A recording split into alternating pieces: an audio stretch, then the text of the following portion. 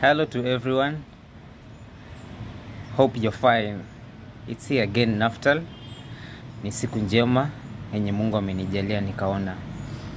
Leo ningependa kuwachanua kuhusu marafiki.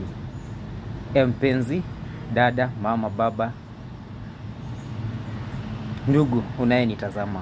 Ni siku njema, ninayo furaha sana. Mungu amenijalia nimeona siku nyingine. Leo ningependa tuelimishane kuhusu marafiki.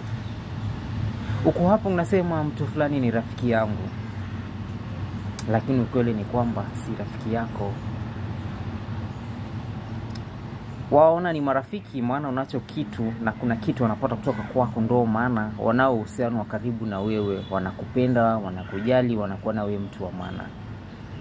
Ukitaka kujua kweli huyo si rafiki yako, jitazame wakati utakuwa uko chini kimaisha. Jua hii maisha kuna panda shuka, kuna wakati utajipata uko juu, kuna wakati utajipata uko chini. Wakati utakuwa uko chini, jitazame ndio utajua kweli huna rafiki.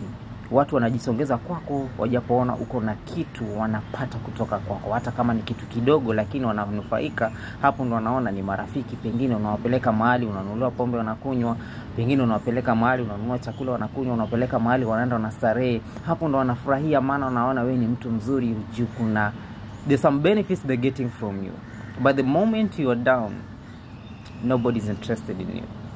So fundisho langu ni kwamba acha kuwathamini watu sana hadi kuambia siri zako ujapoona eti ni marafiki. Hamna rafiki.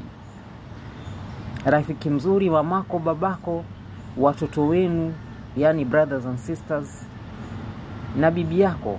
Maana wakati uko chini hao ndo watu wako na wewe bumper to bumper.